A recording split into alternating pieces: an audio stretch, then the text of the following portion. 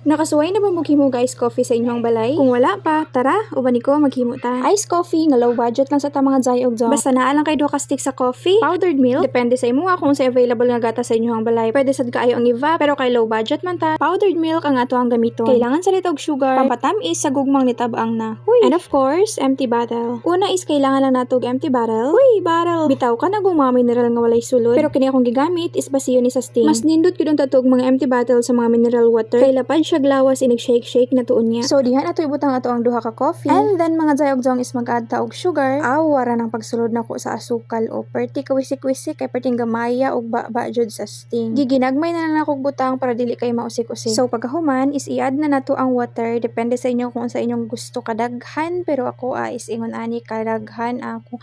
Huy, kapuya mag voice over. Oy. So mao na nakadaghan akong gusto, and then takluban, and then shake. Way kahumanan nga pag-uyog-uyog jay. Kailangan kasi makuha jud nato ang perfect. Huy, perfect. Perfect nga pagka-blend sa coffee og sa water nga hot water og sa sugar. After 1, 2, 3, 4, 5, 6, 7, 8 hours. Char. Joke lang, oy. Bitaw, so paghuman, mga 10 minutes ato na ko gi-shake. So ibutang na nako ang ice diha. And then i-transfer na nato na ato ang gi-shake kaganiha nga coffee. Kay wa man ako gilabay kaganiha gisudlan sa akong melting nga gipalit, so gini atong gamiton mga jay og jong. Para feel food kay nato ba nga gapalit jud kunuhay ta og iced coffee. And the most exciting part is kana yung magyabota sa gatas. Grabe ka satisfying jud sa atong mga mata, sa atong mga pananaw, sa atong mga Uy, nganong nay Bitaw mga jay og jong, so ingon ato ra gid siya kadali. Pag human nato butang tanan, so mekos na dai nato na diha para tong matilawan. Uy, sa kalami isa kong gibuhat, isa pa lang kasuyop. Thumbs up na.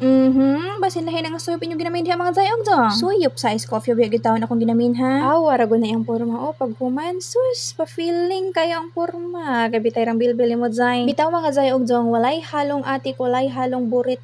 Tinuod gyud, lami gyud kaayo siya nga pagka iced coffee. Sulit kaayo parisan din natong budbud nga balanghoy. O balanghoy ba ni kanang kamanting ba? Paghurot sa akong iced coffee gitilok pag yun, then ga-practice na ko diha nga part. Tugong trending karon nga ana ganito ang tono. Ta ta ta bugs. Uy, bugs.